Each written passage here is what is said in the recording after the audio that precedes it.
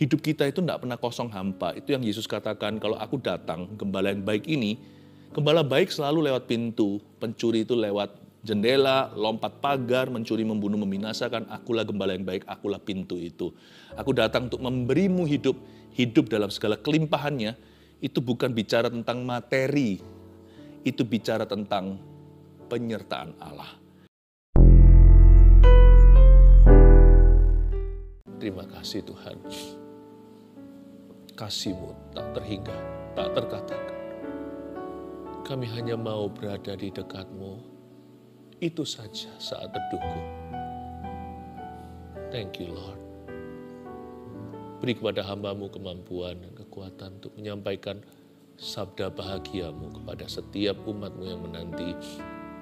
Berikan pembebasan, sembuhkan Tuhan.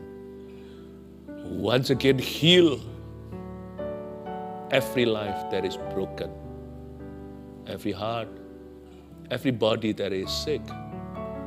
Setiap badan yang menderita, yang sakit, hati dan hidup yang hancur, Engkau akan pulihkan. Makasih Tuhan, in Jesus name. Haleluya. Amin. Amos pasal 9 ayat 13 sampai 15. Saya baca ya, sesungguhnya waktu akan datang, demikian firman Tuhan, bahwa pembajak akan tepat menyusul penuai. Dan pengirik buah anggur penabur benih. Gunung-gunung akan meniriskan anggur baru, dan segala bukit akan kebanjiran. Aku akan memulihkan kembali umatku Israel. Mereka akan membangun kota-kota yang licin, tandas dan mendiaminya. Mereka akan menanami kebun-kebun anggur dan minum anggurnya. Mereka akan membuat kebun-kebun buah-buahan dan makan buahnya. Maka aku akan menanam mereka di tanah mereka, dan mereka tidak akan dicabut lagi dari tanah yang telah kuberikan kepada mereka, firman Tuhan Allahmu. Dimulai dari ayat 13 yang bunyinya, sesungguhnya, kata Tuhan lewat nubuatan Amos, sesungguhnya waktu akan datang, demikianlah firman Tuhan. Jadi segala sesuatu kan dikatakan indah pada waktunya, di situ waktunya Tuhan, bukan waktu kita. Itu ada di kitab Pengkhotbah. Waktu Tuhan itu tidak bisa ditentukan oleh manusia. Dan seringkali apa yang Tuhan lakukan itu kita belum mengerti hari ini. Tapi waktu kita jalani, nanti terbukti sampai ujungnya ternyata Tuhan itu setia. Jadi mari kita jangan menyerah. Tuhan yang memberi kekuatan dan ketabahan dalam segala pergumulan kita. Bahwa waktu Tuhan, di waktunya segala sesuatu yang nampaknya buruk hari ini pun akan menjadi indah. Sebab waktu Tuhan itu akan datang. Kan tidak ada waktu yang lebih baik, itu tidak ada dalam kamus Tuhan Yesus. Tapi kalau Tuhan berfirman, waktu yang salah pun menurut manusia bisa menjadi waktunya Tuhan. Karena itu baik tidak baik waktunya, beritakan firman. Baik tidak baik waktunya, taati firman Tuhan.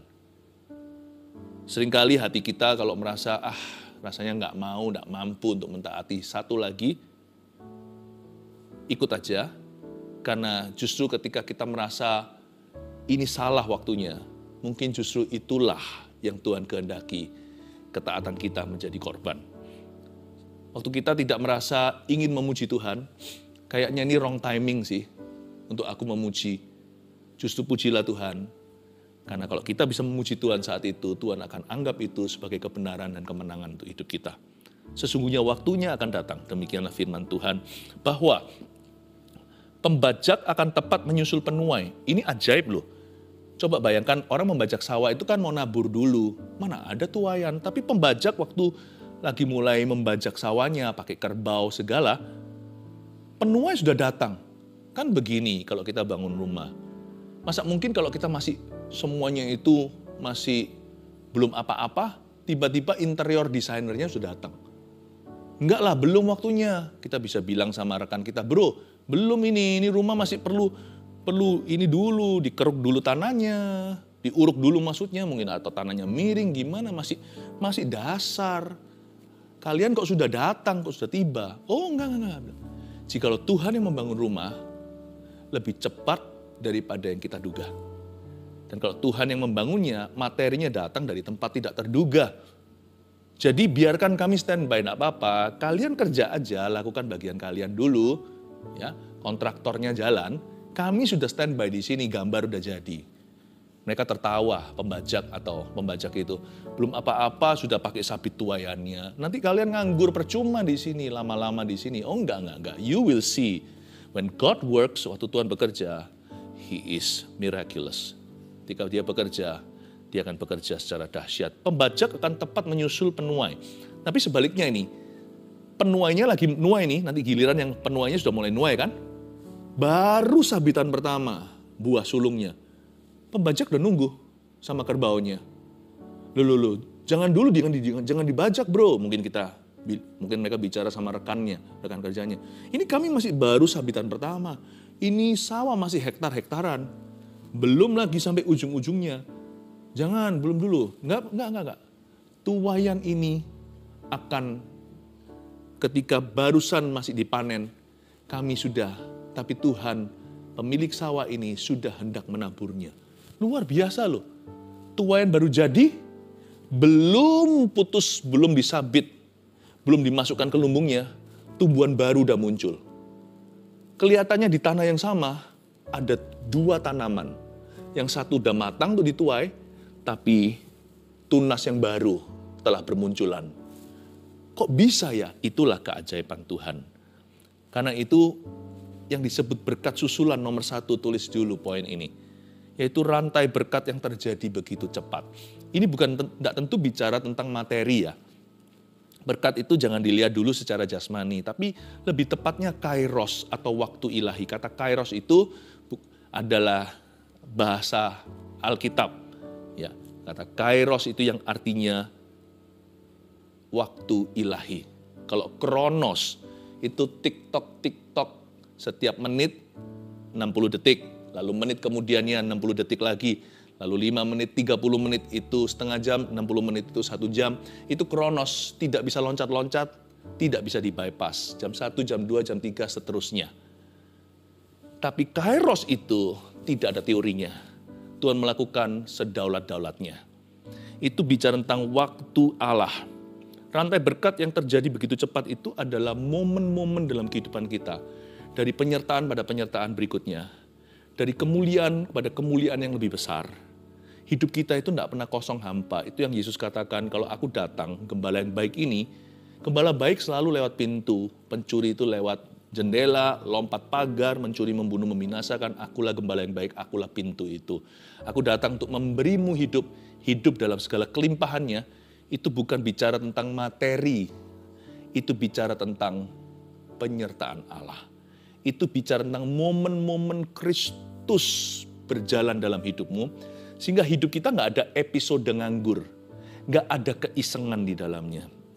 Kehidupan kita itu protein semua, bahkan nggak ada karbohidrat, nggak ada lemaknya.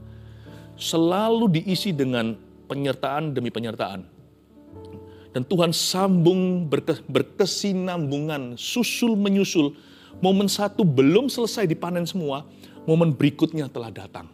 Misalnya pemakaian Tuhan di bidang ini kita belum rampung, belum dimaksimalkan, belum 100% seluruh potensi tergali. Tiba-tiba talenta baru sudah bermunculan dan mulai menyusul talenta yang lama. Itulah cara Allah bekerja from glory to glory. Ini bukan bicara soal materi, ini bicara tentang the works of Jesus in your life. Tentang karya Tuhan yang mulia dalam hidup kita. Setelah karya terbesar tentunya yaitu keselamatan kita. Dalam mengerjakan keselamatan kita, Tuhan turut bekerja sama mendatangkan kebaikan. Dalam perkara yang nampaknya baik maupun yang nampaknya buruk, God will work together with you. Tuhan akan bekerja sama denganmu. Disitulah muncul momentum-momentum itu from glory to glory. Penuai dan pembajak saling susul menyusul. Bahkan kadang-kadang doa kita terjawab lebih cepat dari yang kita kira. Tuhan itu nggak terduga. Kita kira cepat, ternyata waktu Tuhan beda. Tapi nanti karena kita trauma, doa kita seringkali rasanya nggak terjawab. Padahal sih enggak sih. Doa kita itu sama-sama aja, ada yang belum terjawab, ada yang sudah terjawab. Cuman dasar manusia itu negative thinking. Pikiran kita itu selalu melihat apa yang belum kita punya. Tapi apa yang sudah kita miliki biasanya kita anggap gampang. Sebenarnya kalau mau kita jujur, doa kita itu ada yang lambat dijawab. menurut timetable atau menurut waktu kita. Tapi juga kalau mau fair, ada yang lebih awal daripada yang kita kira. Ada yang tepat waktu sesuai dengan ekspektasi. 50-50 selalu ada sih. Tapi yang kita terus gembar-gemborkan, besarkan adalah yang belum terjawab kan. Karena manusia hatinya susah untuk dipuaskan. Kalau orang tidak bersyukur itu melihat kurang-kurangnya. Tapi doa kita juga bisa dijawab lebih cepat. Misalnya, suatu hari Petrus di penjara. Mereka semua berdoa, gereja mula-mula di rumah satu orang. Lalu setelah itu Petrusnya mengalami mujizat. Di dalam penjara, ditepuk pundaknya sama malaikat. Tiba-tiba semua rantainya runtuh. Itu the first automatic door atau pintu otomatis pertama yang tertulis satu-satunya di Alkitab, yaitu itu pintu buka sendiri. Petrus jalan dengan leluasa, tidak ada rintangan. Dia kira ini mimpi, ternyata kenyataan. Ting tong, dia bel. Tentunya mungkin bukan dengan bel ya, tapi dengan mengetuk pintu. Keluarlah satu orang hamba perempuan namanya Roda. Waktu lihat itu, dia kaget. Waktu dia dengar suaranya Petrus, dia beritahu sama majikannya, itu Petrus. Menghayal kamu. Itu malaikatnya kali, karena dia terus bersikuku, bersikeras. Itu Petrus, itu Pak Petrus, itu pendeta Petrus, Pastor Petrus di luar sana. Enggak. Mereka berdoa semalam-malaman. Belum semalaman beneran. Baru berapa jam berseru sama Tuhan. Ini perkara serius loh, ditangkap Herodes. Gitu aja keluar. Sampai-sampai yang mendoakan aja gak percaya jawabannya datang begitu cepat. Menghayal kamu, malah justru si hamba itu kasihan. Tidak dipercayai. Ketika mereka akhirnya sudah berhasil diyakinkan oleh hamba perempuan, dibuka pintunya, Petrus beneran. You see, itu yang disebut pembajak tepat menyusul penuai. Sometimes you think God is slow. God is faster than you think. Karena kita kira Tuhan itu lamban, Tuhan itu pelan. Karena trauma negatif kan kita ini. Doa kita selalu antara nggak dijawab atau susah dijawab. Atau lambat dijawab. Kalau enggak kita bayar harga gimana, puasa berapa bulan gitu. Pantang ini, pantang itu. Kalau kita enggak sempurna, suci, kudus gitu, rasanya Tuhan enggak mau menengok kepada kita. Jangankan menjawab doa. Ternyata enggak ya. Kita baru berseru, baru cucur air mata, langsung datang semua jawabannya. Kita enggak percaya. Masa iya? Mimpi kali ya. You see, ketika pembajak datang tepat menyusul sang penuai, semua orang pertanian heran. Masa secepat ini? Nggak pernah ada terjadi seperti ini dalam teori pertanian di dalam negara kami. Tuhan hendak melakukan sesuatu yang baru dalam hidupmu. Yang pasti, rantai berkat yang terjadi dalam hidup Anda dan saya nubuatkan dalam nama Yesus mulai hari ini, akan datang begitu cepat. Katakan amin. Berikutnya kita lihat sekarang, gunung-gunung, ya 13b, gunung-gunung akan meniriskan anggur baru, dan segala bukit akan kebanjiran. Wow, ayat 13b ini nanti poin berikutnya, tetapi saya jelaskan dulu. Gunung-gunung meniriskan anggur baru. Kalau kita melihat, misalkan kita search aja di internet, yang namanya vineyard atau kebun anggur, itu nggak ada di lekuk-lekuan gunung dan berbukit-bukit begitu. Meskipun bisa aja dataran tinggi, jauh tinggi di atas permukaan laut. Makanya anggur-anggur di Eropa itu kan mahal. Kenapa? Karena kualitas. Karena kan memang udaranya dingin dan sejuk. Tapi tidak boleh berlekuk. Tidak boleh gunung maupun bukit. Harus tanah yang datar. Gunung-gunung kok meniriskan anggur baru? Gunung itu bukan anggur. Gunung itu lebih banyak pohon apa? Pohon cemara, pine tree dan sebagainya. Bukan vineyard, bukan kebun anggur. Ini sih agak sedikit supranatural ya, supra alami. Ini bukan hukum alam ini. Ini hukum Allah ini. Kalau sampai gunung meniriskan anggur baru, itu bukan hukum pertanian, itu bukan hukum alami. Itu bukan fisika, bukan chemistry. Itu adalah Allah yang maha daulat dan kuasa. Dan segala bukit akan kebanjiran. Banjiran itu dataran rendah, bukan bukit. Makanya itu Nuh waktu disuruh bangun Bahtera, Tuhan suruh dia membangunnya di tempat yang gak masuk akal. Disuruh bangun di atas gunung kok. Semua orang tertawa. Satu, mana ada air bah. Dua, ngapain bangun kapal, Bahtera yang gedenya seperti itu, di atas pegunungan yang sangat tinggi. Banjir itu bawah. Bapak Nuh, Anda kok nggak pakai logika? Banjir itu di bawah. Atas sini itu nggak mungkin kebanjiran. Air itu turun dari atas ke bawah. Mana pernah sangka, Bahtera itu diangkat take off di atas air dari atas puncak gunung. Ketika awan dan air menutup bumi. Ketika sudah tidak ada lagi space atau tidak ada lagi namanya angkasa, ditutup semuanya dengan air bah. Di sini saya lihat bukan hanya supranatural hukumnya, tetapi apa yang Tuhan lakukan seringkali bukan hanya caranya, sumbernya pun tak terduga. Orang tidak bisa menebak gimana ini nanti jadinya. Tapi ya bisa tuh kalau Tuhan bekerja. Berhasil tuh. Kok bisa ya? Nggak masuk akal. Semua teori membuktikan, semua survei bahkan. Nggak bisa ini. Nggak jadi ini. Jadi itu di tangan orang tertentu kalau ada Immanuel Allah beserta dalam hidupnya. Bukan berarti kita nggak lakukan riset kita. Tapi Tuhan bekerja melampaui logika manusia dan Tuhan tidak perlu permisi dulu dengan logikamu. Segala bukit pun akan banjir. Bukit kok bisa banjir? Tapi ternyata kalau Tuhan bertitah, siapa bisa melawannya? Yang kedua, poinnya. Berkat susulan itu, yang pertama tadi kan rantai berkat ya. Berkat susulan itu bukan hanya sekali diberkati, tetapi mata rantainya itu jalan. One thing, another thing, tanaman yang lama pun belum selesai tumbuh tanaman baru di tempat yang sama lokasinya. Itu rantai, ternyata berkat susulan itu bukan sekali. Tuhan punya ronde bukan 1, 2, 3. Tuhan punya ronde 1, 2, 3, 4, 5, 6, 7 terus. Lalu yang kedua, panennya pun beda. Panen berkat yang tidak biasa hasilnya. Tidak biasa bahasa Inggrisnya extraordinary. Orang Indonesia suka bilang apa? Luar biasa.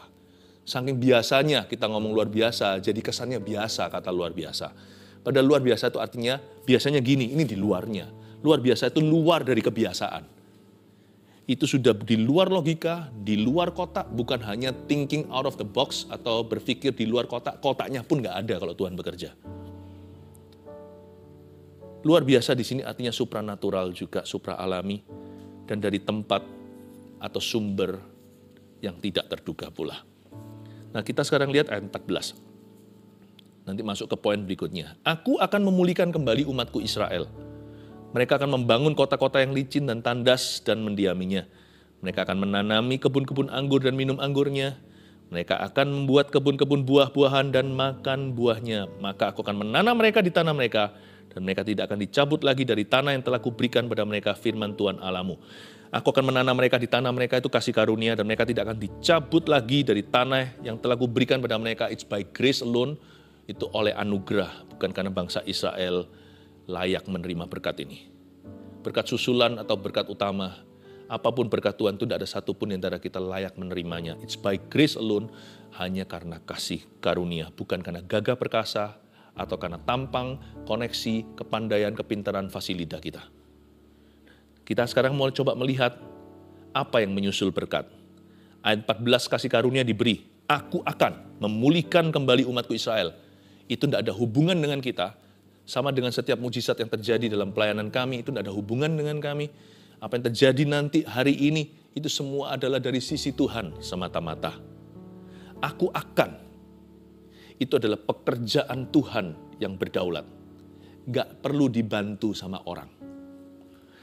Tapi selalu disusul setelah aku akan dengan kata mereka akan.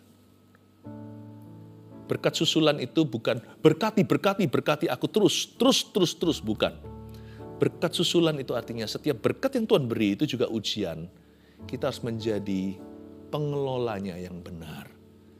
Ada kata steward dalam bahasa Inggrisnya, stewardship, ya, yang artinya hamba, yang artinya manager, artinya pengurus kasih karunia, pengelola.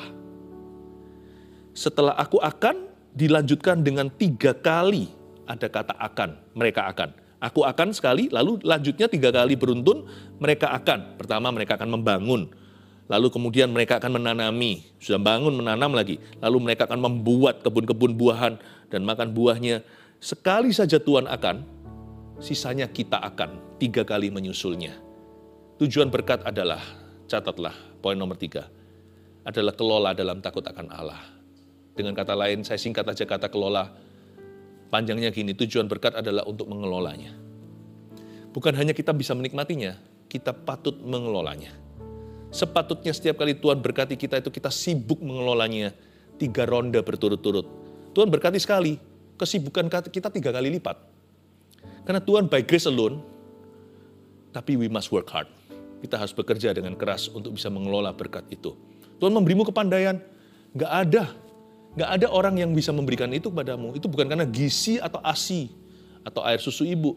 Itu bukan karena gizi nutrisi yang kita terima waktu bayi. Buktinya, berapa banyak keluarga berada dikasih makan pada waktu mamanya, waktu ibunya hamil anak ini. Wah, makanannya bergizi. Ya pinter sih. Tapi juga ada keluarga yang biasa atau bahkan yang nggak mampu. Ala kadarnya, bukan gizi yang top-top begitu. Keluarnya, lihat hari ini. Anak-anak yang pinter, jenius, beasiswa, bahkan jadi petinggi-petinggi di negara. Nggak tentu loh. Itu bukan hasil usahamu.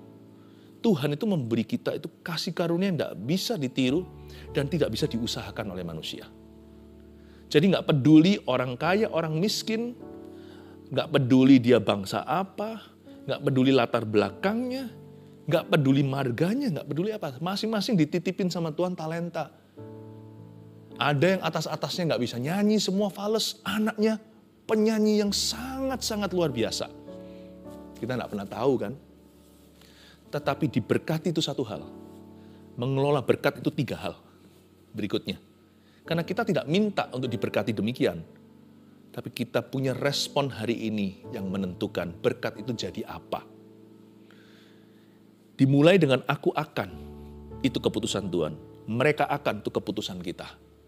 3 kali. Tujuan berkat adalah mengelolanya dalam takut akan Allah. Sebenarnya dari ayat-ayat ini, Tuhan sih tidak anti prosperity atau kemakmuran. Kalau Anda baca ya, Amos ini hidup dan bernubuat pelayanan di Yehuda di bawah kepemimpinan Raja Yerobeam. Raja Yerobeam ini waktu memerintah, ini Israel makmur sekali. Jadi Amos ini adalah seorang nabi keadilan yang selalu menyerukan justice, keadilan sosial juga. Ketimpangan, jurang, miskin kaya itu dibahas. Amos itu menyerukan. Banyak orang-orang Israel egois, mereka acuh tak acuh dengan ketidakadilan yang terjadi. Jadi sekilas seolah-olah Tuhan itu nampaknya lewat pelayanan Amos sangat anti prosperity atau anti kemakmuran. Padahal enggak tuh. Akhir Amos itu dijelaskan mereka akan pulih, mereka akan bangun kota yang licin tandas dan mendiaminya. Itu kota licin tandas itu maksudnya apa? Itu kotanya itu mulus kinclong-kinclong begitu, licin tandas itu berarti kota itu bagus. Dibangun dengan bahan-bahan yang mahal. Mereka akan menanami kebun anggur, minum anggur. Anggur dan kebun anggur. Minum anggur itu bukan kebutuhan utama. Itu bukan makanan pokok. Anggur itu makanan pesta. Berarti Tuhan menghendaki supaya umatnya juga bisa menikmati kehidupan. Mereka akan membuat kebun-kebun buah-buahan dan makan buahnya. Ya, kebun buah-buahan dan makan buahnya. Kalau kelaparan, sayur pun jadi. Ini sudah buah-buahan, macam-macam buah-buahan. Kalau ada toko buah-buahan, negara itu mungkin gak lagi perang kali. Kalau antri bahan pokok, nah mungkin itu namanya sengsara. Kalau saya baca gini, Tuhan gak anti prosperity.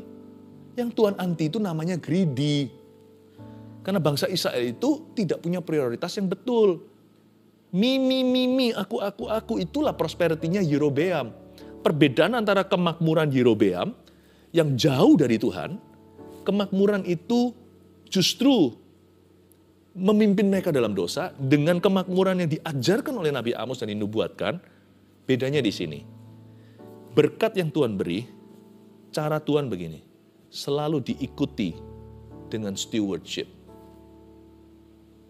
Kalau orang fasik diberkati, langsung pesta pora, foya-foya, nggak peduli orang lain, hidup egois untuk dirinya. Tapi kalau umat Tuhan, anak-anak Tuhan diberkati, berikutnya yang dia lakukan, baik itu berkat materi atau bukan, dia akan tanya, Lord teach me what to do with this. ajari aku apa yang harus kulakukan dengan ini. Masuklah yang namanya satu set priority atau prioritas. Mulai masuklah hikmat untuk bisa menata rumah tangganya. Mulai masuk yang namanya waktu, kategori, timingnya apa. Dan umat Tuhan akan mengelolanya. Seperti Yusuf di negeri orang di Mesir. Waktu 7 tahun melimpah itu, dia sisihkan 1/5 tidak boleh dinikmati. Sisanya untuk memperbaiki taraf hidup. Sisanya untuk keperluan, kepentingan. Sisanya untuk dinikmati. Tapi waktu itu 1/5, 20%-nya dia simpan waktu itu. Di dalam lumbung untuk masa-masa kelaparan. Umat Tuhan itu mengelolanya. Selalu stewardship yang namanya hati hamba mengikuti setiap berkat yang Tuhan beri. Tujuan berkat adalah untuk mengelola. Ingat kalau Anda diberkati dengan 1 talenta, bukan materi ini, kemampuan contohnya, kelebihan. Itu pasti Tuhan punya tujuan ilahi di dalamnya. Bukan hanya untuk membuat Anda berhasil. Bukan hanya untuk membuat Anda jadi besar.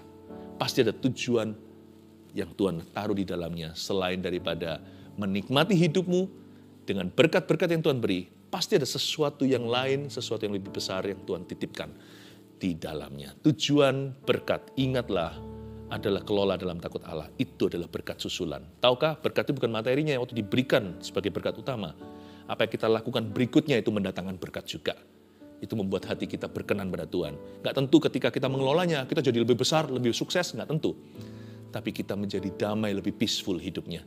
Hidup kita jadi lebih balance dan lebih seimbang. Ada satu pengajaran tentang berkat susulan. Ada 3 poin untuk memberikan kepada kita sebuah pengertian.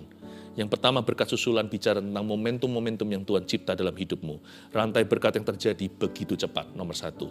Yang kedua, berkat susulan juga bicara tentang panen berkat itu yang nggak biasa hasilnya. Extraordinary, supranatural. Yang ketiga, tujuan berkat adalah kelola dalam takut akan Allah. Bolehkah saya minta kepada Anda untuk mengambil sesuatu yang bisa menjadi simbol pekerjaanmu? Nggak tahu apa, kalau paling nggak ada apa-apa ya HP-nya gitu. HP kan jadi alat kerja juga ya. Ini bukan sebagai superstisi, ini hanya sebagai semacam, hanya sebagai koneksi iman aja. Entah mungkin Anda ambil pen Anda atau yang Anda pakai di kantor atau something apa sebagai, saya minta sesuatu yang sifatnya bisa dipegang, jangan lepaskan pintu kantornya ya, tapi sesuatu yang bisa Anda taruh di dalam genggaman tangan. Saya ajak kita sekarang masuk hadirat Tuhan. Dengan itu kita berkata, ini pekerjaanku, seiota dari apa yang aku bawa di dalam tempat kerja biasanya. Aku mau serahkan kerjaanku kepadamu Tuhan. Dan saya mau berdoa untuk hujan akhir, hujan awal itu mulai melanda hidupmu. I bless you. Keluarga Saat Teduh, the Lord bless your work. Tuhan memberkati pekerjaan Anda. Sudah? Ambil sesuatu, saya kasih waktu. Sambil kita nyanyi lagu ini ya. Nanti saya mau doa syafaat. Dan memberkati profesi pekerjaan Anda masing-masing. Tas kerja Anda kalau ada di dekat Anda, bawa aja ke sini. Atau apa, tabletnya atau apa, atau kalau pekerjaan Anda uniformnya mungkin, atau dasi yang dibawa pakai untuk kerja biasanya, atau apa yang convenient, yang nyaman untuk bisa Anda taruh di genggaman tangan, masuk hadirat Tuhan, and I will bless you, I will speak God's blessing upon it, dan saya akan ucapkan berkat Tuhan atasnya. Haleluya.